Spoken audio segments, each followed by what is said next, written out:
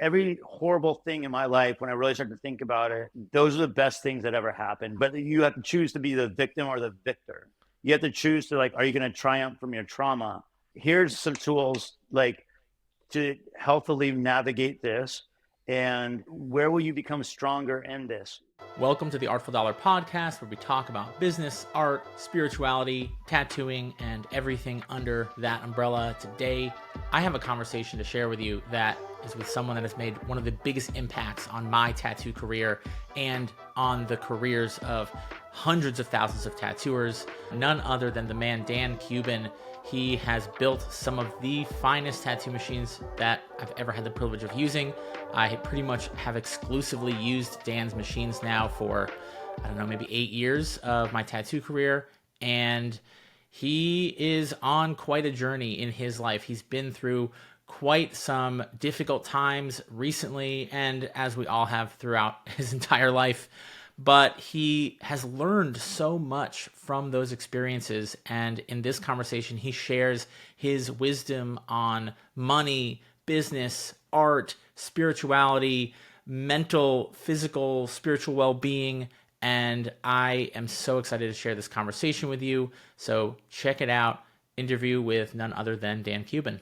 So Dan, welcome to the podcast. It's an honor to have you here. I think I told you when we first started chatting that you really did have a huge impact on my career. I look at my tattoo career as before and after I used the Sidewinder. And so, just again, thank you for the impact you've had on my career and on so many tattooers' careers. Thanks, Ryan. Really appreciate that, man. Yeah. And so we've got a bunch of stuff we want to cover today, and I'm really excited to dive into all of it. But I thought, being that this is kind of a business podcast for tattooers and all artists, really, just diving a little bit into your story. Like, how did Dan Kubin start out? There's a version of Dan that not everyone knows, and I'd like to get to know that older version. Yeah.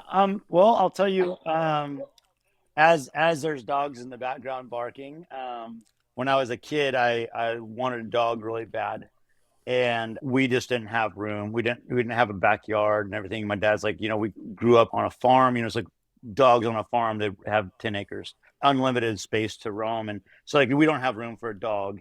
And ended up like, well, you can walk dogs. And I never got any money for anything. So I basically had to create ways to make money if I wanted anything outside of the bare minimal things as far as clothing and Goodwill store clothes and basic necessities. And I don't resent that at all. That it was just like we came up with a hard work ethic. But my dad had some things where he was in debt, so I had to like learn like how not to be in debt, and like learning how to like having a strong work ethic, seeing all the strong work ethic while also shoveling out of $500,000 in debt of a bad business decision that my dad had in the early 80s.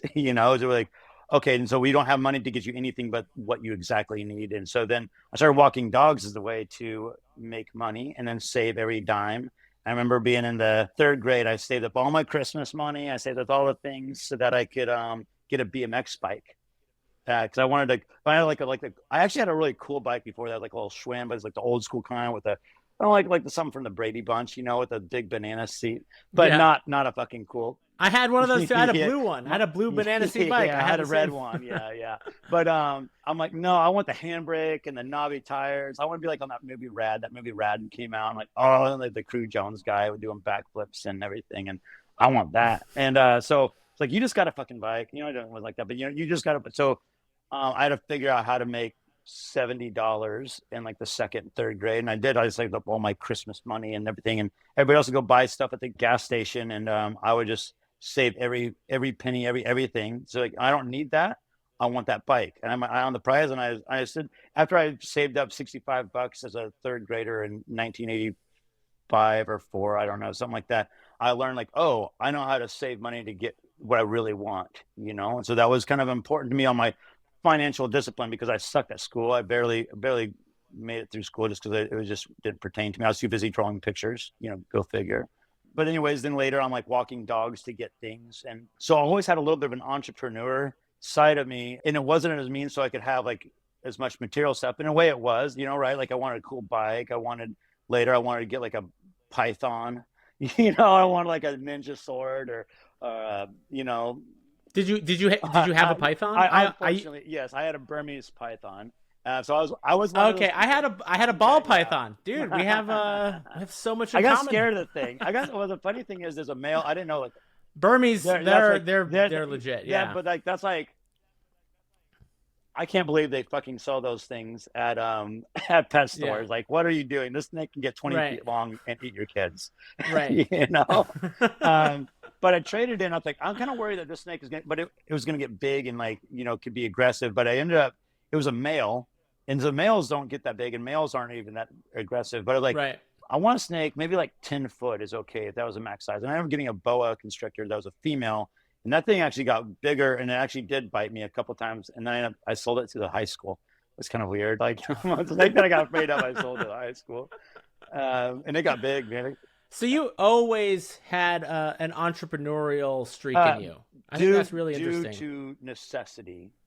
It was like, I need things because I don't mind, like, later in high school and my young adulthood, like, I was all about going to thrift stores to get clothes, and I still love that shit, like going and rifling through and finding cool Oh Western yeah. shirts and like worn in blue jeans that like those. And you're like, this is $3? Are you fucking kidding Right, me? right, Like, oh, this, you feel like right. you got out, you robbed a bank. But when you're Yeah. in seventh grade, you need the Levi's and the Nike Airs, right? And I want, Right. like, oh, I got to get like the whatever weird. Like, now I think back, like, no, those are actually pretty cool clothes, like the vintagey stuff. I was ahead of my times, I guess. I didn't even know it.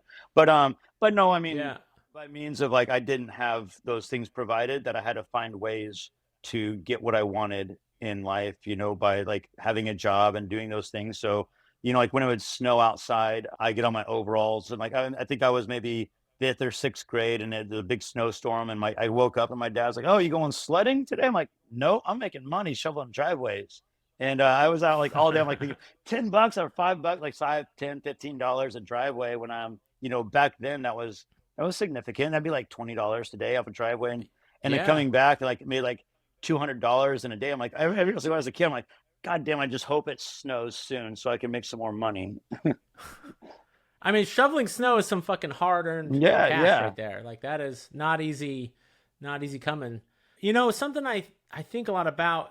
I love entrepreneurship. Like, the idea of you basically saying, I'm going to go out, hunt, kill, and drag home everything I eat, every dollar I make, the roof over my head. I think there's something very bold about that. And I don't know that.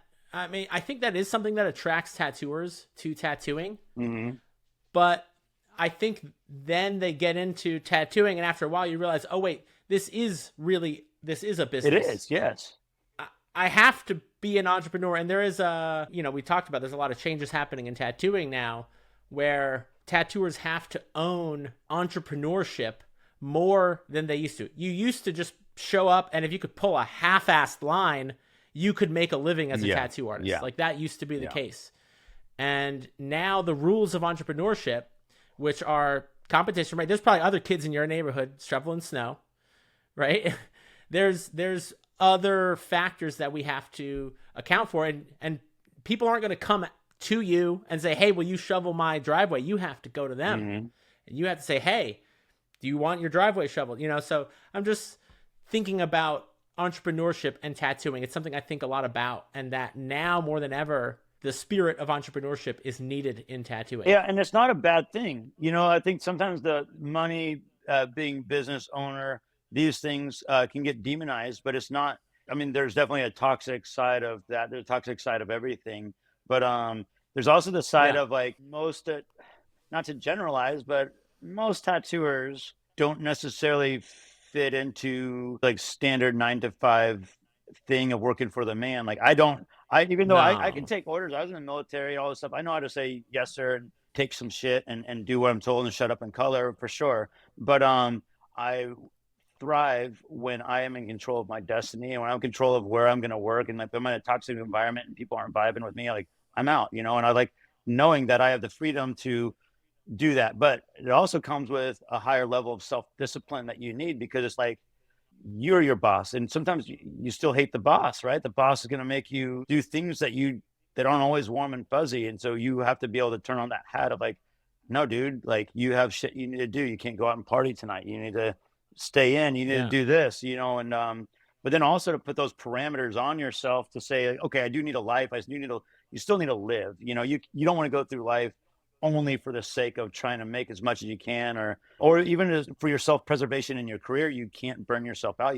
It's a marathon, not a race, So, Yeah. like I got that in my head because I'm here in New Orleans, and evidently, Mardi Gras is a marathon and not a race. So funny. It worked in beautifully today on this. Right. Right. Um, but yeah, I mean, I think there's so much to be said about healthy business practice and healthy financial practice, and it's not good to be like, oh, I hate money. No, that's a tool we use, and we live in this world, and that is our currency. We need to manage that. There's some bad things that can come about of that, but there's also accepting that this is a tool that we use. Something I hear a lot of, because I talk to thousands of tattooers about money, something I hear a lot is people say, I don't want to be wealthy. I just want to be able to pay my bills. And I'm always like, why wouldn't you want to be wealthy? Like, when you really think about it, why wouldn't you want to have more than you need to survive? That's what wealth is. Right. Having more than you need to survive. Why wouldn't you want that? Right. And I mean, it's kind of this idealistic thing, but what they don't understand, I think, in that though, is there's a difference between being rich and being wealthy, because you can be rich and but wealth, right. Wealth is actually measured in time, not a dollar amount. So measured in time, meaning like if you can be very wealthy, making very little money. If you learn how to manage your budget, you can be very wealthy though, but also to be bulletproof, because the thing is, if you're not wealthy, the motherfucker's got you by the balls. Somebody can twist you into a corner that you don't want. You can get twisted into a relationship you don't want to be in because you're owned by that person, right? You can be owned by your boss, and you can't get out because you have to pay your bills or you're going to be homeless. So something I always tell people is a slogan I live by is either you tell your money what to do, or your money's going to tell you what to do. Right. Yes. And there's no way around that. And I love that you said anyone can be wealthy. It's a matter of how do you define wealth? And I believe that anyone can be wealthy, because I know people that earn $60,000-$70,000 a year, and they're good. Yeah. They're comfortable. And they're setting themselves up for the future too. Mm-hmm. They're not just getting by. But it's interesting that you caught a bug early on about saving, about being aware of your money. And that sounds like that has served you pretty well in your life. I mean, you've clearly also made a substantial amount of money, but I don't know that would have really done you well. And maybe you might not have even been able to do that if you didn't have that sensibility about managing and saving money. No, I mean, it's taken me a long time also learn how not to be a tightwad, because I had to save everything, but I also had this inherent fear of the future's always indefinite. And I watched my dad's brilliant man. The side of the family, they're very resourceful. They're a farming family, but my dad was a mechanic. He's been a professional pilot. He's been his frontline infantry in Vietnam. He was he taught himself computer programming in the early 80s. Developed a software and computer programming. I can get into that later. But the thing is, so smart that he could be kind of arrogant, and he can become very, very good and talented at something with not a lot of effort. He can become an expert in something in a fraction of the time as other people who might spend 10 years on something. He's boom, boom, boom, got it. And but with that can come arrogance of you got it, but you're not really the master. You're more the jack of the trade, but you get the gist. But there's a level of mastery that just does come with time, because you haven't seen it all until you. And I think there's some way of appreciating the effort that you have to put into something, so you don't just give up on something right away when it just gets a little shitty, Intelligence can be blinding at times. Yes. I've seen that in myself, and I've always been fairly intelligent. I'm not tooting my horn. I'm not the brightest star in the sky, but there are times where I realize, I'm relying on my intelligence when really I need to rely a little bit more on intuition and grit. Yes, yes, for sure. Well, and also there is a balance too, where for instance, you look at Nikola Tesla and you look at Thomas Edison. Thomas Edison wasn't formally trained. He was just had a lot of tenacity. And he was just he's the guy who would individually pull out every single piece of hay looking for the needle in the haystack. Whereas Tesla had some pretty good formal training in Europe of electrical theory and Right. And and he had a lot of he natural natural talent, natural natural talent, brilliance. natural Yeah. brilliance, and also, but like there was a gift, but unfortunately Tesla is also poor with money, where the ideas that he had that could have really changed the world with altruistic views, that he was a very altruistic man. Yeah. He had to do business with people like Westinghouse, and he had to do business with like those like monopoly guys with the top hat and stuff too. And Edison. Yeah. And Yeah. yeah, and those people who they were more financially driven, where Tesla had a brilliance but struggled with financial freedom, to where he had to compromise his dreams for his survival. I like that you brought up these two people. I've read Tesla's biography. Mm-hmm. Man Out of Time is a really Mm-hmm. good biography on him.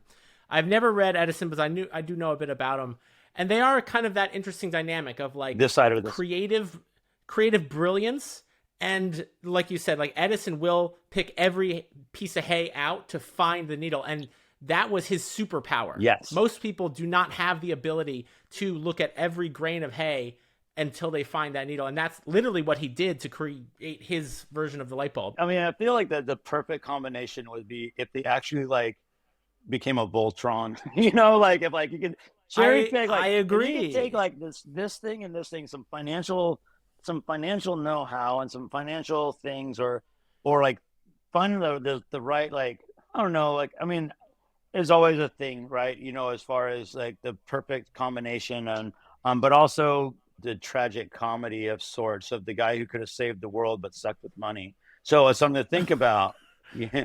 Yeah. It's something to think about there for when people say, "Oh, I don't care about money." Like, dude, but if you were good with money, you could be the person who could make really positive impacts in the world, because you actually don't care about Think all of of the those. impact. Yeah, think about the impact when Yeah. when you actually are not materialistic in your views. And I will say though, as you make more money, you're like, oh, I never cared about nice cars, but I kind of like nice cars, or something. You can develop, Right. Sure. Sure. and I feel like I've battled with that, and like I'm learning to come.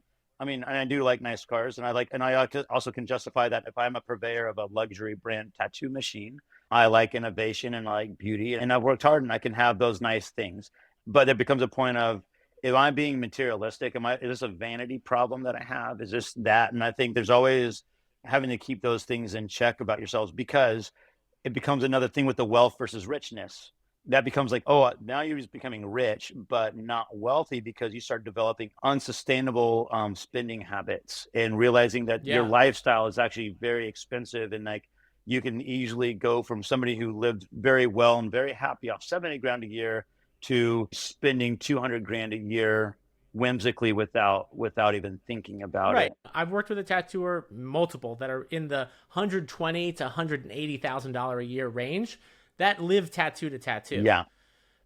Because they have a lifestyle and a mindset and no structure. They're that creative. They're the Nikolai Tesla. Mm-hmm, mm-hmm. They're brilliant tattooers, but they haven't figured out, how to have that relationship with money. Mm-hmm. And sounds like, and from our conversations leading up to this point, I really do admire that you definitely have a Nikolai Tesla, and you also have that Edison ability, that tenacity, that grit.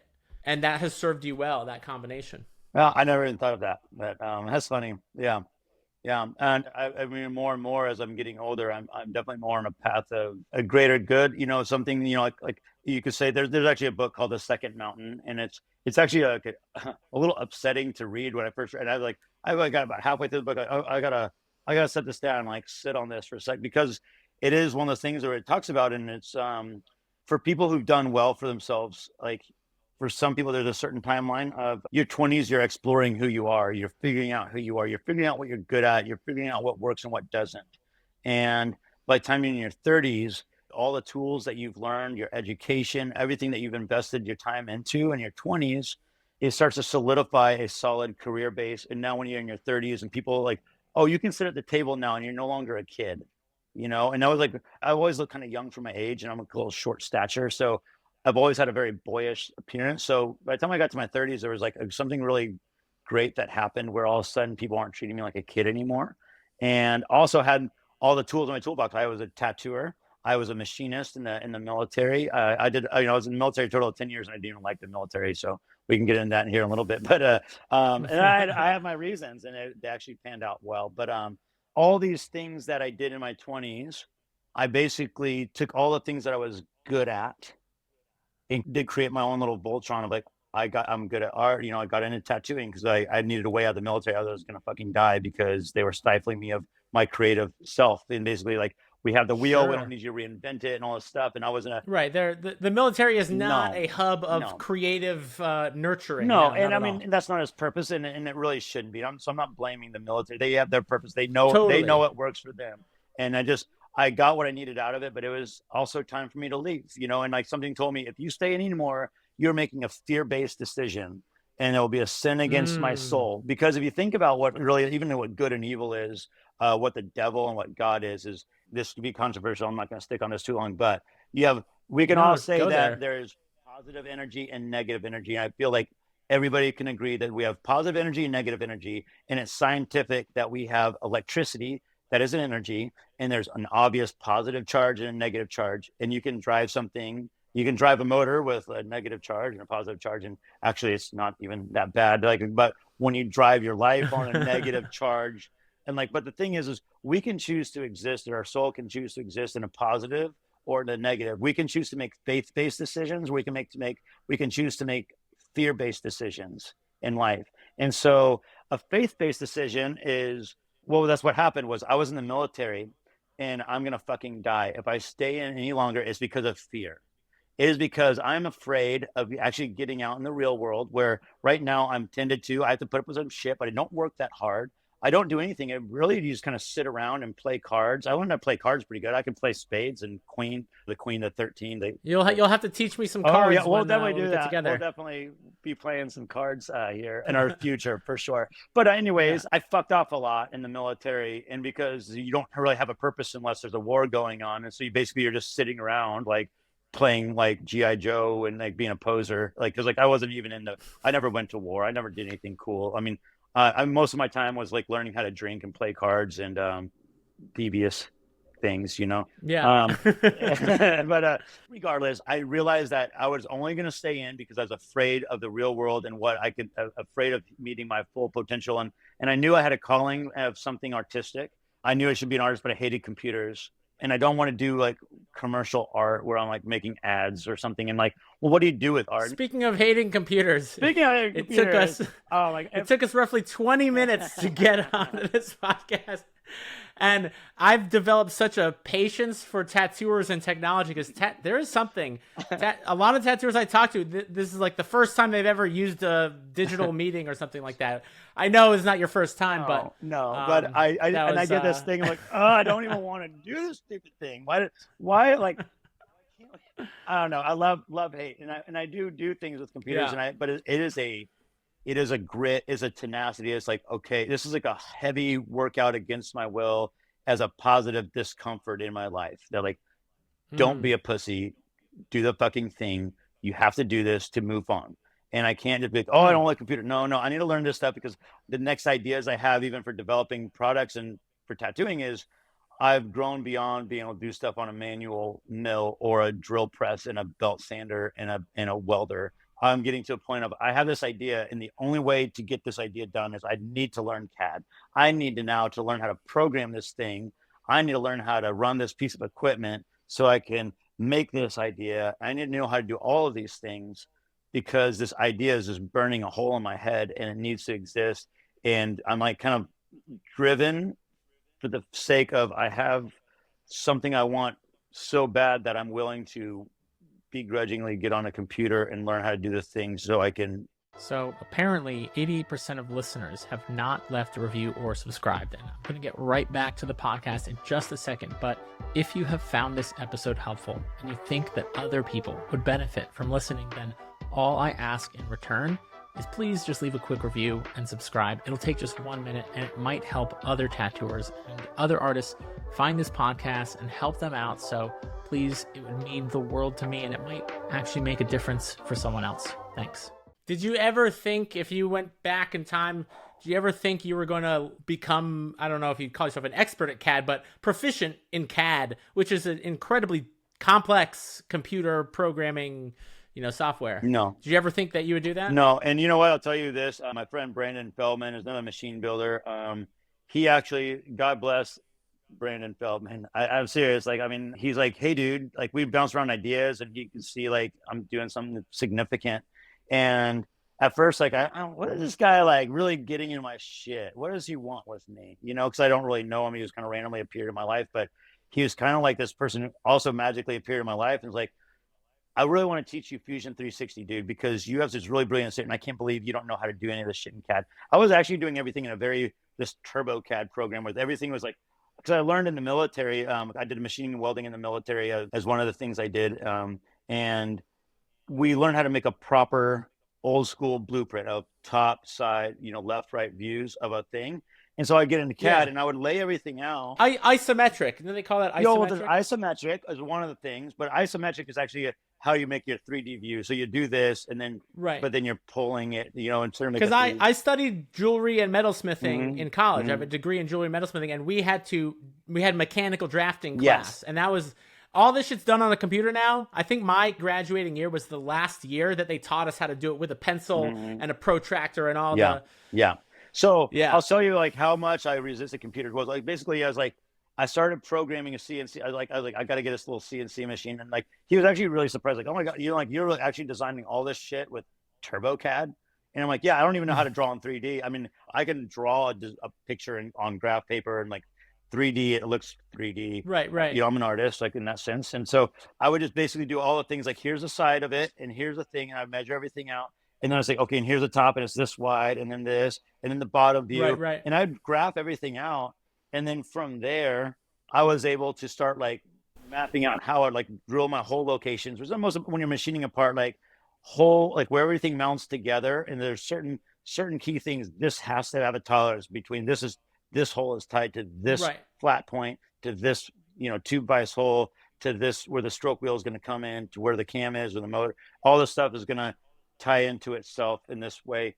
But it got to where like these were getting so cumbersome. And then I started getting into, I got basically is a 5-axis positioning rotary table where basically I had a piece of equipment where I basically say like, rotate this thing this way, now spin it this way, now drill this hole this way. And I was doing it all with like 2D drawings and locating stuff. And it was like, and I crashed the machine and like all this stuff. So like, Brandon was like, man, come out to Nashville, please. And I literally no strings attached. You're doing good things in tattooing. You deserve to know how to do this. And I really want to help you because you deserve this. And I felt super awkward about the whole thing, but I'm like, okay, dude, you offered and I'm going to bug you. And he like literally get on FaceTime with me and he helped me. And then I started getting on to where like, oh, I don't want to bug him all the time. And so, then there's good tutorials on Fusion 360 and everything like that. So I've done a lot of that just through the tutorials, and it's very like I just like last resort is like by the time I go to CAD, but I literally still just draw shit out with graph paper, try to map it out as best as I can, and then put the final touches because I really don't like a computer because I feel like it's like sucking my soul somehow when I use a computer. Even on an iPad, like I know as people say like I draw so much faster with an iPad, it's great. They're like, I overthink shit on an iPad. Like I look at it and I stare at it and then I over perfect my drawing and it's no longer fun and loose. It's no longer fun to me. Whereas like there's something romantic about pencil and paper.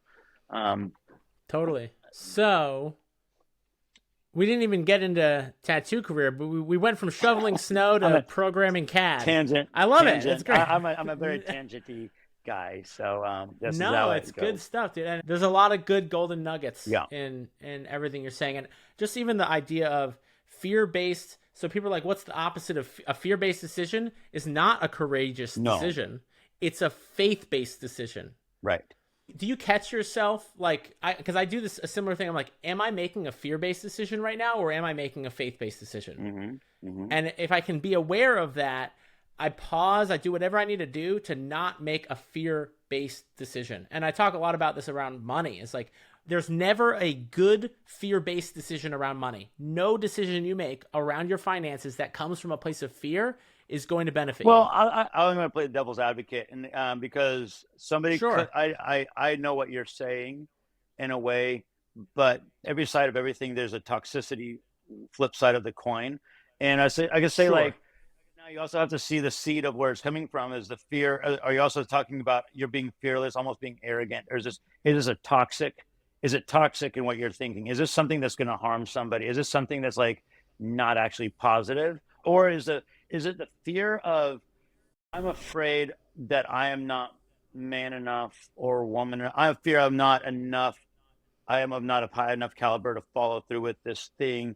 I'm selling myself short of my greatness because I don't know what the end of the road is going to look like, and they want the sure Right. thing. Now, I'm definitely not saying take blind, Yeah. bold risks all the time Mm-hmm. either. That is not Yes. a good financial strategy by any means.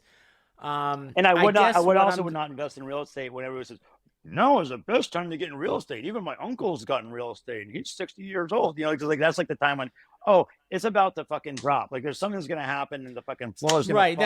Yeah, That's like yeah, the Warren Buffett move is like when everyone is running towards the thing, that's yeah. when you It's run time to get. away. That's not And sell it. when everyone's running away, Yeah, that's when you when run they're towards it. greedy, you get out, and when they're Yeah, getting be out, fearful when everyone's greedy and be greedy when everyone's fearful. Yeah. But I guess what I mean by I never want to make a fear-based decision is, am I making a decision from a place where I am shrinking myself yes, and my life and what I am capable of around money? Or am I making a patient, a thoughtful, I'm making this decision in the present, but I'm also looking at the future that I'm creating yes, in that decision process. And fear blinds you. Fear like really makes it hard to look way down the line and see your perspective. And I think that's what I mean by fear-based decisions. They're immediate, they're reactive, they're not proactive. And I tell people, like, if you catch yourself making a fear-based decision around money, go drink a glass of water, go for a walk, talk to someone, breathe, and then come back to the drawing table and see, is that the best decision? yes, And it might be, but let's not make it from that fear-based place. That's all. yeah, for sure, for sure. Let's get into what actually brought you and I together, because that is a thing that I never in a million years saw coming. And we have a mutual friend, Ben Shaw. So shout out to Ben Shaw and all that Ben does for tattooing. But I guess you two were talking about something, and he was like, "Oh, you got to talk to Ryan." Yeah. So I don't know if I mentioned that, my wife had passed away back in June, and it was kind of like, oh, fuck, and I really think I have two kids, but they're adults. I'm an empty nester. So, they're young adults. I realized like I have to learn how to be the anchor now. I have to learn, kind of on a path of like being like a positive masculinity, like a solid anchor to my kids, a solid pillar. Like I am the pillar now. I was no longer an A-frame kind of a situation here. Like I'm like leaning on somebody, and then that thing falls, and now I'm falling. Your wife, it sounds like your wife brought a lot of balance Yes, to for the sure. Dan Kubin energy. Yeah, And I'm sorry, what's her name? Adrian. Adrian. Yeah. There's like the Dan Kubin energy and the Adrian Kubin energy, and it seemed to balance well. And in her absence, you're realizing, oh, there's A lot that she what do I did. do Yeah, here? a lot. I mean, like, so Yeah. right now I'm just now getting my bearings. Like I got to the point like, okay, you're handling the website. You're doing the fucking emails. Like I'm being bombarded with so many emails and stuff, and it just got to the point I can't. I'm getting stressed out because not only am I trying to create this thing, I'm trying to tune all these machines. I'm trying to do all this stuff. I'm also waking up to everybody's problem, which isn't really a lot. Like I don't. I think I have about a 1% repair ratio on things. But when for a while, especially That's really good. there's a heyday when the Sidewinder came out, and like everybody had to have one kind of a thing, and I was very, very busy, and I was doing a little bit more repairs then. The more were going out, and I was still like building this ship as I flew it, and like, oh fuck, that didn't work. Oh shit, I only changed this, and I wasn't trying to make the version 4 and version 5 like and all the things. Like I was literally just correcting as I went and making improvement as I went, and I wasn't going to hold back for a year when I noticeably can improve the thing tomorrow. Right. But anyway, regardless, she handled the logistics. She was starting to handle all this stuff. She's keeping me on task as far as, oh, we got this meeting here. We got a meeting with our attorney, tomorrow. Oh, we got this thing here. Keeping all the kind of the non-fun, juicy parts, with the day-to-day grind of what it takes to actually run a business.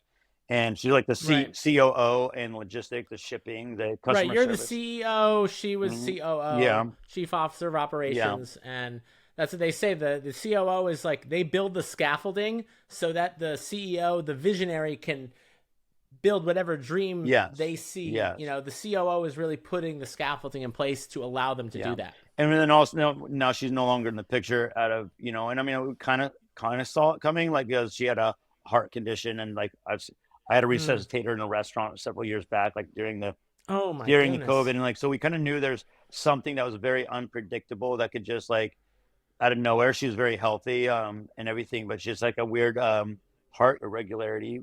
Anyways, so I wasn't like, it's almost like it wasn't a surprise, but it was a surprise, and it wasn't. It was unexpected, but both my son and I kind of like felt like, okay. We started feeling like that. I kind of had to have an intuitive feeling that, like, in the past year, that shit was just changing. And my son told me, get your shit together, start exercising, start eating right, start doing yoga, start doing all these things, because you need to get yourself fucking ready for something. And I didn't know what it was, but I listened to intuition. I listened to my intuition a lot, and my intuition has done me very well in my life. And so I started doing all those things.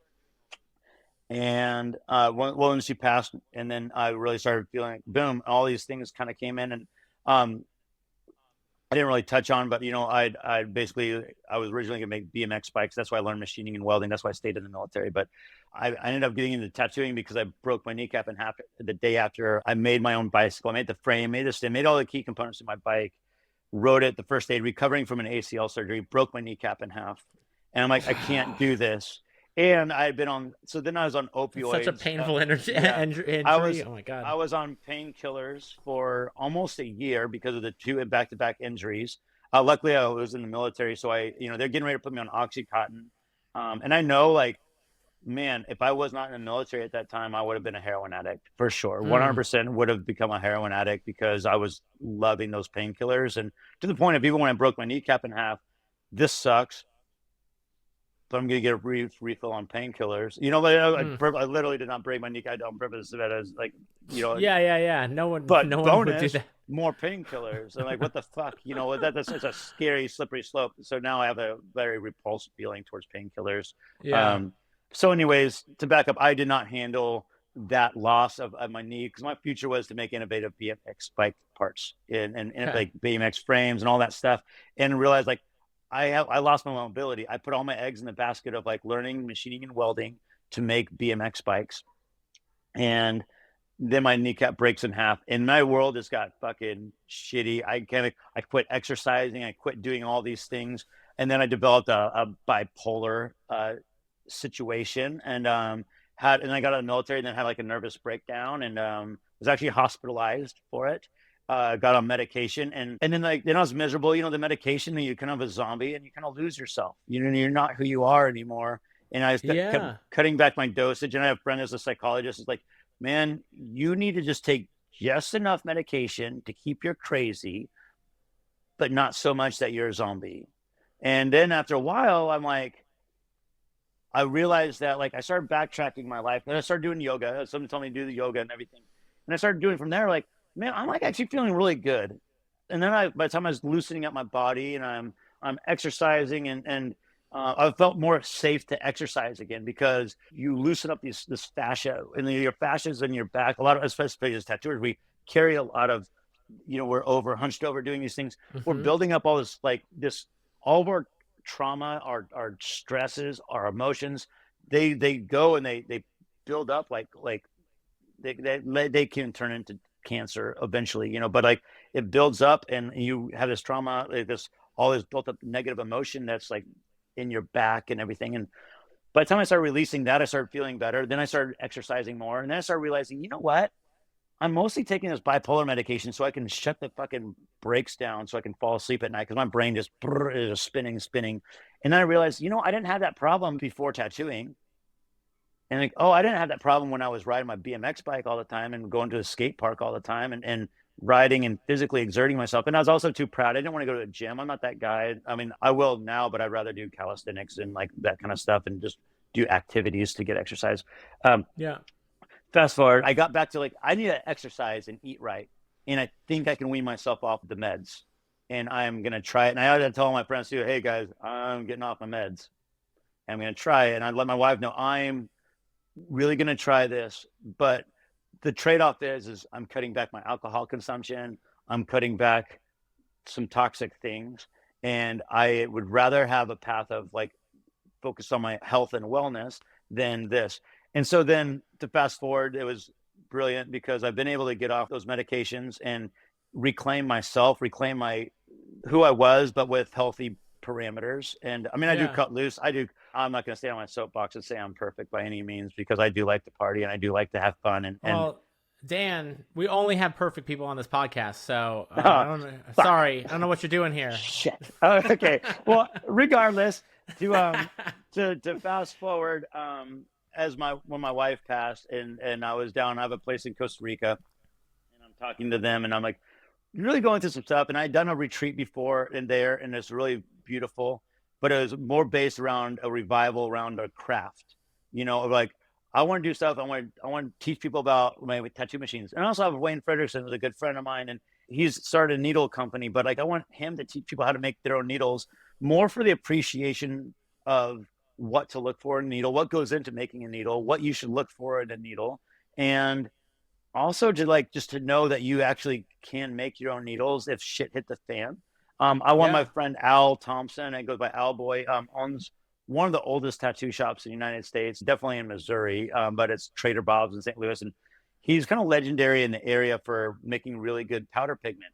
And he's very humble about what he does. It's like more about the mixture. He's like, yeah, I just get, the national pigment, the national powder pigments and do this. But he also goes into great detail about explaining stuff. And I was very fortunate that like I had a guy who could talk about needles, talk about machine pigment. And then basically I would do my tattoo machines and we'd break down the machine, put it back together, talk about all the troubleshooting so people can have my machine and really know it intimately to where they can have that for their whole career and not like, oh, well, it's just acting weird. I best get a new one. No, like I want people And you did a whole retreat in Costa Rica on this. And so when you kind of reached out to me, you're like talking about, this potential retreat. You tell me, what was your original idea with that? This time around, I'm just to be honest, and I'm now getting my bearings to get back to work and stuff. But like, I want to think about next year's retreat. And when I'm down there, like, hey, when are you guys doing the next retreat and all the thing? What's you doing that next revival? And I started thinking about like, my heart's really not in my business at this time. I have other shit. I need to focus on myself right now. And I started thinking about that. And like, I have focused on myself over the past year. I was like shit's been slow in tattooing and just like things like the economy is not the best right now. And I've actually just taken advantage of that to just focus on myself because I can and I can afford to do that. So I focus on myself and I want this time around to be about, healthy lifestyle practices and sustainability for tattooers.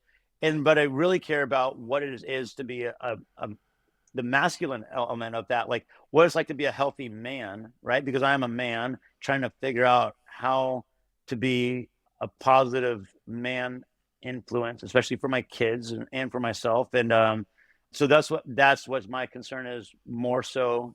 And then on top of the sustainability of our craft and how we can do these other things to prolong our career. Because I do care about that. I care about people being healthy. I care about nutrition. I care about those things. And then, but part of that healthy and nutrition is where does that relate to as far as like, say, positive, being a healthy masculine male and not being a pussy and buckling yourself up and being tough and also not being just aggro about shit and like walking around with like being like an ego driven misogynist either, because that's not cool.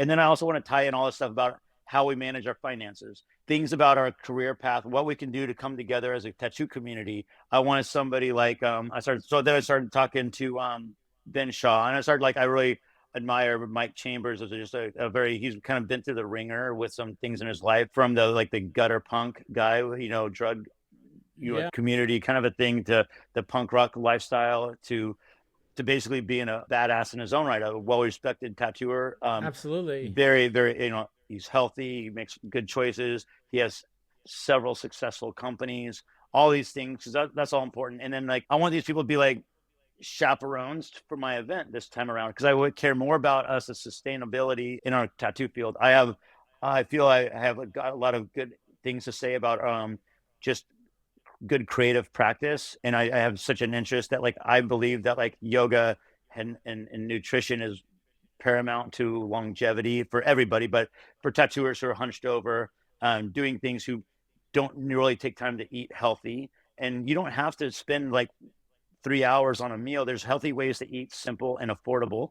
And I really want to share those things. And also positive masculinity is also embracing your feminine side. So I was saying doing yoga and not feeling like you're some little bitch for doing it, because you're definitely Yeah. not. You're not going to be laughing at me when I'm 80 years old and I can still go running through the jungle or something. What's interesting? So I did a podcast episode, a solo episode a little while ago, talking about this book. I think I mentioned it to you, the Kabbalion, these Hermetic principles. Yeah. And one of the principles in this book is the principle of gender, of the energies of the masculine and feminine energy. Mm-hmm.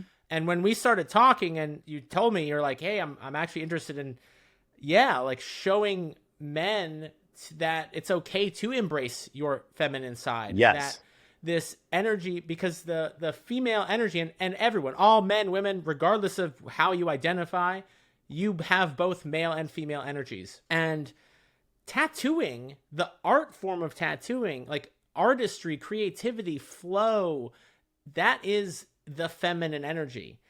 And then we have these tattooers that are these big, burly, hard, this energy. And there has been a lot of, at least, and I'll speak for myself, I've experienced a lot of heavy toxic masculinity in tattooing, and it never vibed for me. I always got along really well with women. All my best friends throughout my life were female for some reason. And I always felt very out of place in tattooing due to a lot of the heavy masculine energy that is present in tattooing. And so when I heard you say that, I was like, first of all, I didn't know Dan Kubin from A Hole in the Wall.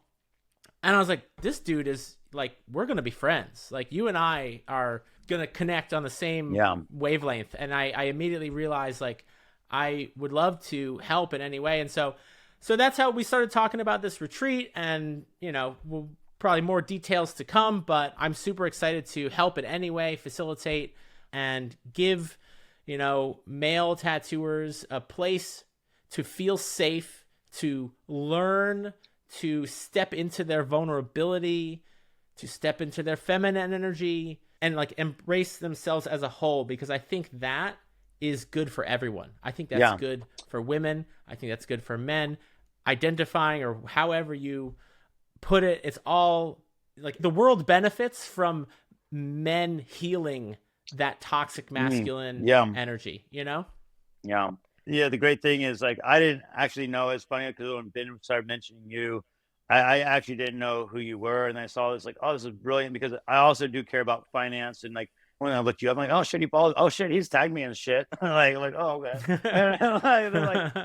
But it's been awesome, and the fact that how you kind of stepped into this, and be you have a lot to offer, even outside of the thing of here's somebody who can talk to us about finance. Because I want people to be ambassadors or chaperones of sorts, or a group leader of sorts, to kind of for things. And also just people that come along for this thing, that we're all kind of learning some stuff with some professionals. Because I could be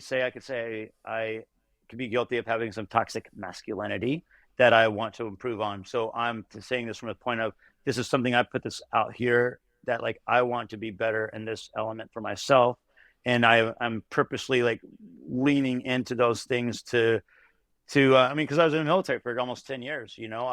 I come from just a background. We are products of our environment, but we can rise above the negative product that molded us, and identify oh, actually that's not cool, and that's not the best way to be, and to be more open-minded and receptive to like, what is the healthiest way for us to be, what is the best way to like have healthy relationships and everything. And so basically I'm kind of on this path to say that I am also here to do something that I can grow from as well, and bring people along on a journey to do so. Something I don't know if it was a meme or a quote or where I heard this, but it was basically saying like the healer, the leader, the healer, they don't do that because they're all healed and so they're going to help heal other people. No, the healer is very often, they've suffered, they've been sick, they've been working on their own healing for a long time.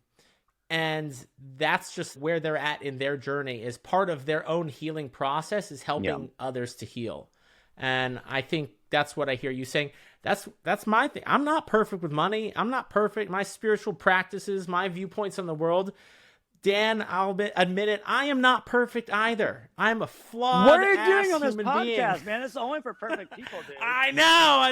It's all a facade. All the stuff you see on Instagram, it's all a mess. It's all...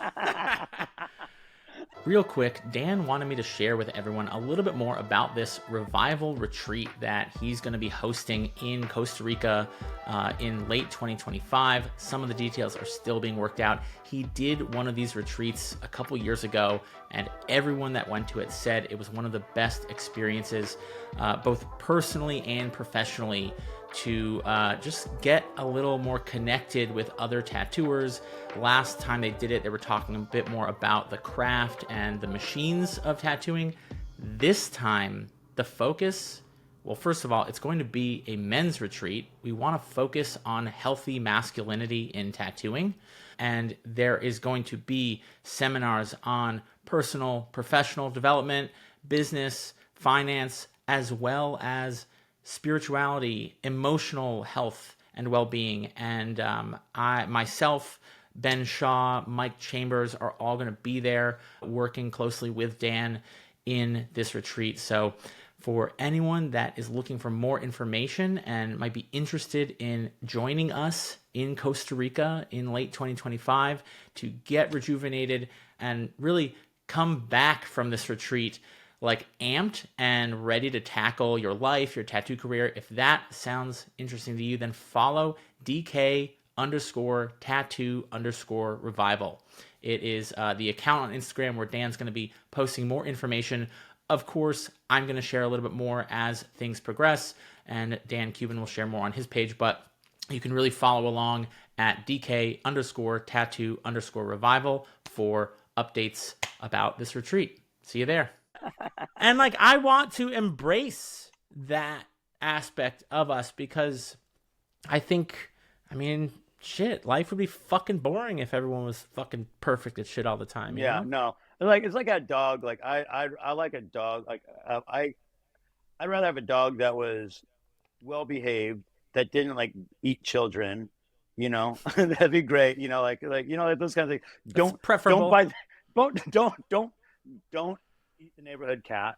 Don't do these things. But every once in a while, a dog that chews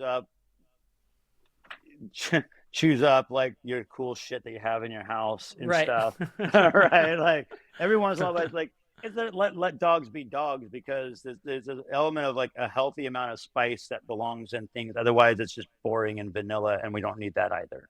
So, but we have to find our parameters. And I think there's something also when you dive into the element of gender, there's something so beautiful about the masculine energy and the feminine energy. They have their own traits, and everything in the world possesses both of those energies in different balances. And I think in healing toxic masculinity, you're also celebrating masculinity in a healthy way. And I think that absolutely deserves to be acknowledged, And it's confusing. It's confusing as in our world, especially in tattooing, and especially with some of the situations we can get ourselves into, because it's kind of there's a high risk or propensity towards some unhealthy behaviors. So many people I've seen going down a wrong path and doing certain things, right? And so really good to get the things out there and to find a healthy way to like learn, like, here's some ways to circumvent this. Here's ways to navigate these things.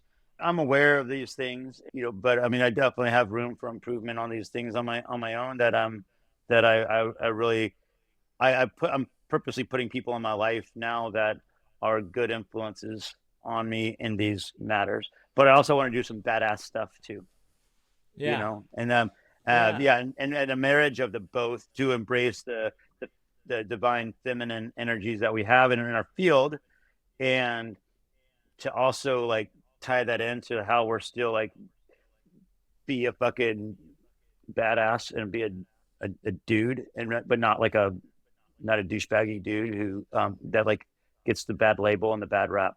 Absolutely. I love it. Like transcend all stereotypes of Yeah, what one or the other is supposed to be, yeah, and create it in its authentic expression. Discover it. I don't think either of us are trying to say like we know what no, masculinity or femininity is, but uh-huh. we're excited to discover it. And in a group of men, I just think that is going to be Yeah, such a cool space.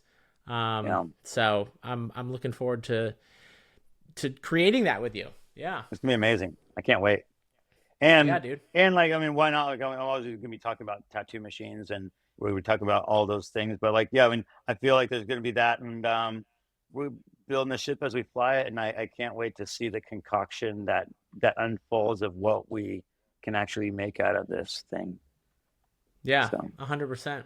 So you brought up that book, the Second Mountain, and so I yes, kind of circling back to that because that's what this kind of is, and we've had a couple phone calls before now, and your first mountain was your career, you've built up this financial stability, and you've accomplished so much, and now there's this second mountain, which is like giving back to tattooing, giving back to people, leaving an impact. Is there anything else on that you wanted to touch on?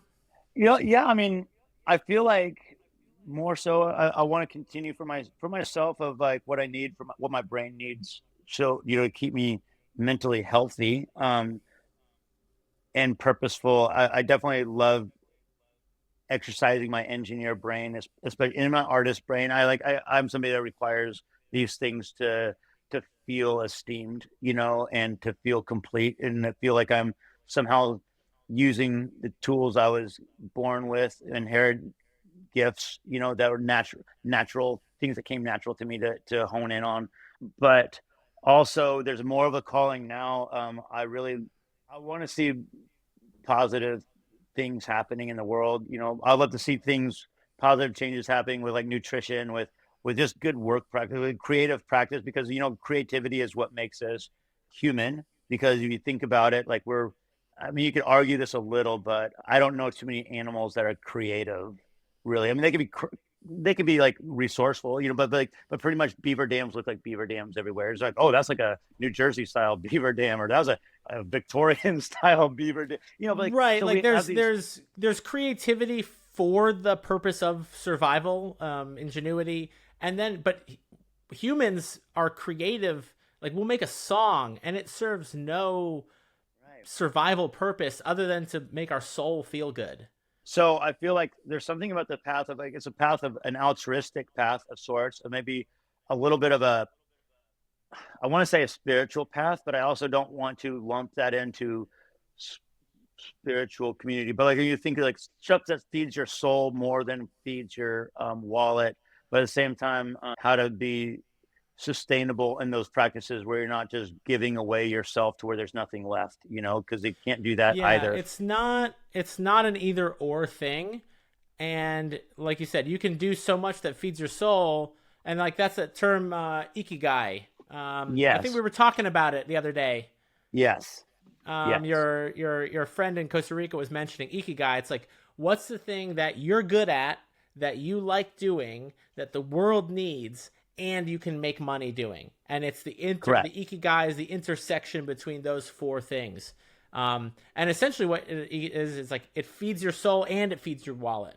You're Yes, not taking away from anything, and in order to profit, you're giving value and you're receiving value, and that is that perfect balance that I think we're all we're all after. And so I don't know where exactly. I mean, really, like I just care about the sustainability that we in our craft, and also to like extend later, to extend something where healthy creative practice is something that I'm called to because I care a lot about like creativity is what makes is the essence of what a human is, and I feel like our society can kind of crush our creativity. We go to this our school system kind of can crush our creativity, and your job is, for me, like the military was really trying hard to like strip that away from me. And then when they told me that basically like, we don't like that about you, you need to curb that. I'm like, that just makes me who I am. And so I'm peace out, guys. I'm fucking done. Yeah. This is not serving me anymore. So I care about these things. I care about embracing that side of things. I care about the longevity of as us. I care about the longevity of people in my community. This community has taken really, really good care of me. I'm very eternally grateful for what tattooing has given me respect that I never had before. I never got this kind of respect in the military. I wasn't respected for what I was good at. I was made fun of because I was always drawing, or whatever. So I care about the longevity of us as tattooers. And, like the women are definitely more receptive to their wellness, their nutrition and things. And guys can be a little bit too, the toxic masculinity, right? Would be like, fuck that, man. I just go to Starbucks and get my, thing, loaded with, also loaded with sugar. And then I eat a fucking Big Mac and of some processed hormone filled meat and or and some French fries with extra ranch dressing with high fructose corn syrup. And I mean, that all sounds amazing. I don't know what's wrong with that. But I mean, then you people are like they're 40 years old and they're like, I'm fucking old. And like, you're not old. It's not too late. But if you don't fix yourself, you're gonna have unrecoverable damage. You're gonna get diabetes. You're gonna do these things. And like, we have the ability now, and tattooing has legitimized itself enough to where I have clients that are in their 70s still getting tattooed. I have most of my clients, because I'm 46 as of right now, and most of my clients, the only 18-year-olds I tattoo are like either my kids' friends or my clients' friends.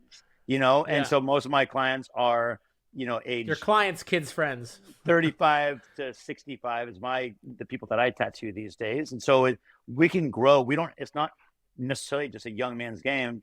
The only thing is we tend to have unhealthy practices. So my second mountain, I do feel like, on top of providing good product and innovative stuff, that I feel I still have more I can contribute on those innovations. I'm on a path now for my own wellness, my own well-being, my own self-preservation, because I feel like I have good genetics where we live a long time in my family, but I can either have a long, slow death or I can have a long life. So it's a slow death or long life. And I kind of want to I'd rather have a long life. And some of that, as we start eating right and exercising, that becomes a way of our life. And it's not punishment. It's like my body thanks me for eating good. And I feel happy when I eat good. I recognize that this is like, sometimes we compromise what we would consume, whether it's like smoking a substance or consuming drinking some alcohol that would be disgusting when we're younger, but we know what it's going to make us feel like. And so we crave that thing that makes us feel good. And now you have a craving for this substance that, like, because it makes you feel good, but that's like a short-term feel good for the alcohol or whatever. Dude, I'll say right now, knock on wood, thank you God, I have been off. I was using a nicotine vaporizer for past couple of years, going through a divorce and stress. I've been off it for 3 weeks. Yeah. Feels so fucking good. I feel like, I put that thing down and I do not want to pick it up again. Amazing. And I've been sober now, for 11 years off of drugs and alcohol, but that thing fucking owned me, dude. It fucking owned me. Yeah. Well, I'm still working on that. But I feel like I don't really like I'd rather have a couple beers or a glass of bourbon than a candy bar. So I got to pick and choose my vices within and put some temperance on myself, because like there's we're going back to the spices of life, and pick and choose your battles. But dude, my vice will move into something else. It's a game of whack-a-mole, honestly. 100%. Yes, that is great. Now I always think of the dam with I have 11 holes and 10 fingers, and I'm like, I gotta which one I plug, and okay, exactly. So I know we're pretty much coming to the end here, and I want to circle back to one thing that you said earlier on. So I'm really into synchronicity and looking at, like, if you really look back at your life, right, there's all the things you planned on, all of the tools and things you learned, the skills, the things you did. And then there's the wild synchronicities, the circumstances that you never planned, that probably had more to do with the way your life turned out than any of your best plans ever could have, right? Right. And so if you think back, if you hadn't split your kneecap, we might not be having this conversation. No. I would have been a BMX bum. You would have been a BMX bum. You might not have, and I'm sure you would have made a fucking fine-ass bike. Oh, yeah. But I don't know that you would have gotten the same notary that you got for your contribution to tattooing. No.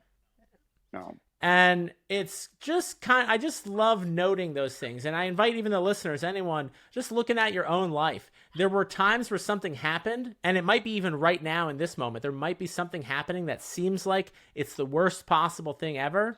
But if you zoom out and you realize, wow, this could be the best thing that ever happened to me. You splitting your kneecap might have been the best thing that ever happened to you, Dan. It literally was. It was, but I'll tell you, when it first happened, I treated it very toxically, and I was still in that slump. And then I learned, it took a long time, but by the time I'd healed myself from that and learned about that stuff, I began to learn how to transmute these negative things and, like, where's the silver line? Always finding the silver lining, everything.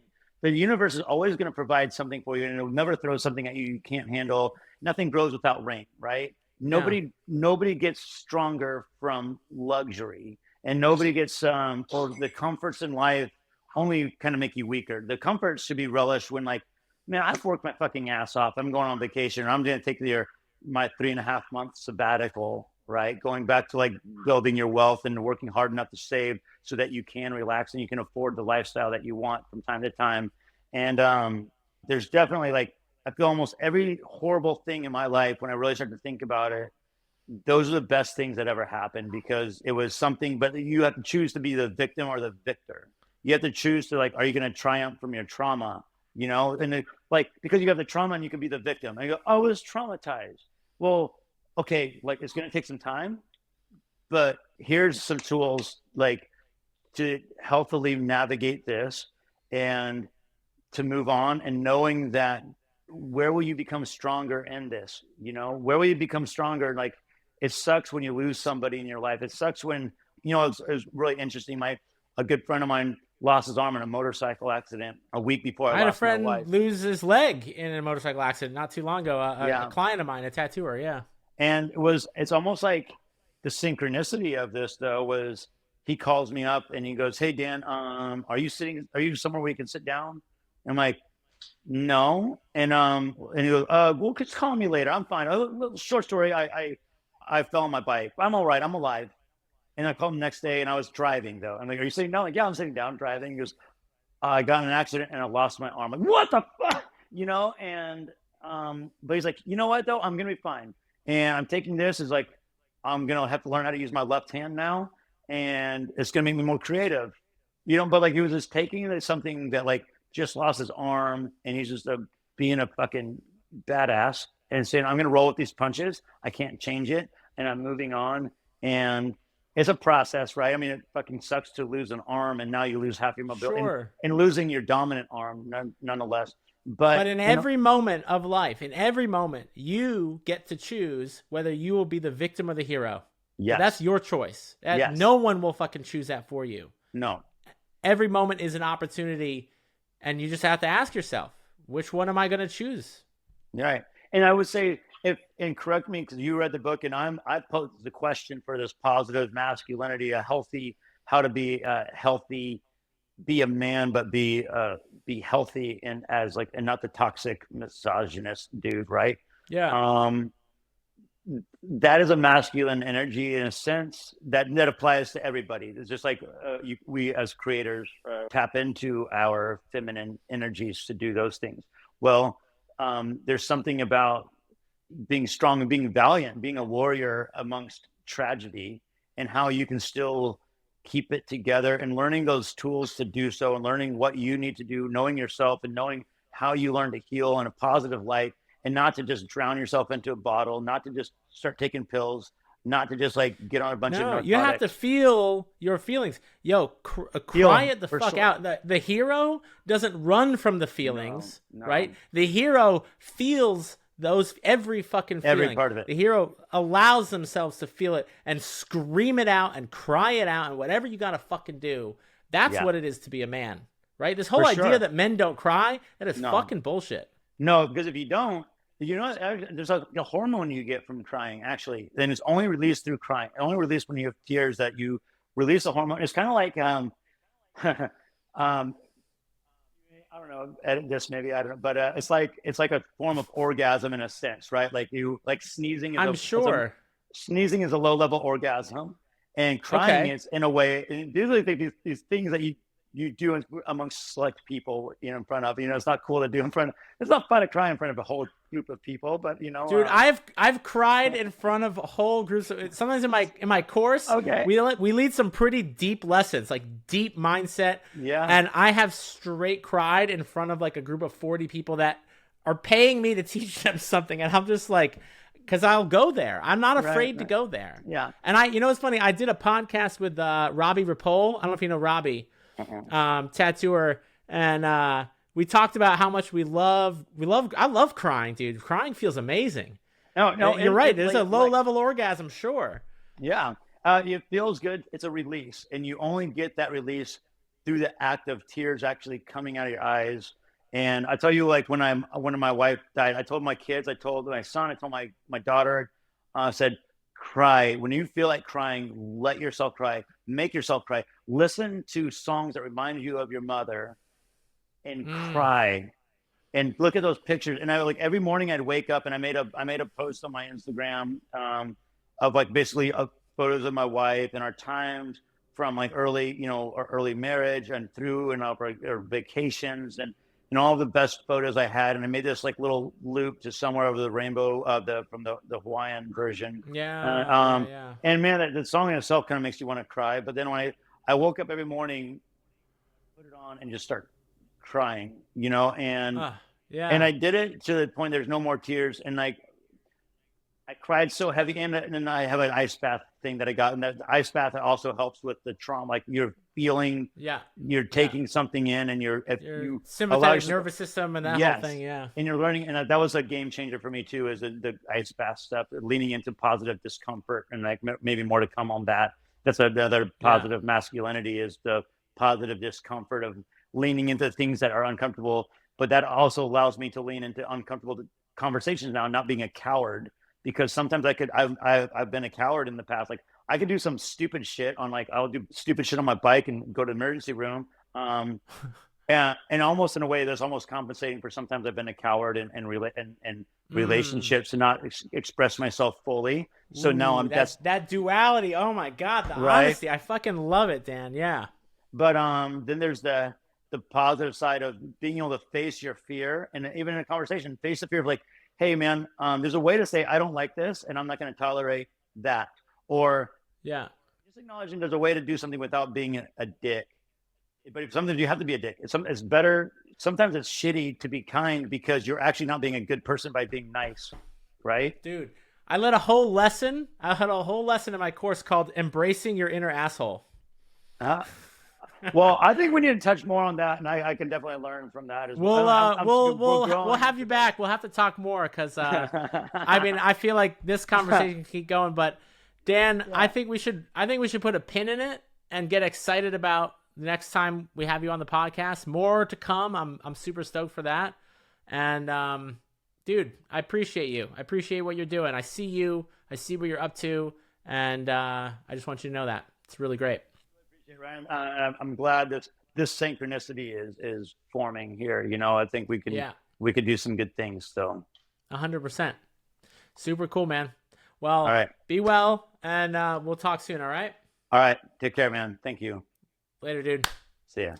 All right, if you found this episode helpful, one of the best ways for you to help other artists is to share this episode. Leave a review and subscribe. It helps other people find my channel, and you never know what a difference it might make for someone else. Plus, I will forever be grateful for your support, so I just want to say thank you and have a great rest of your day.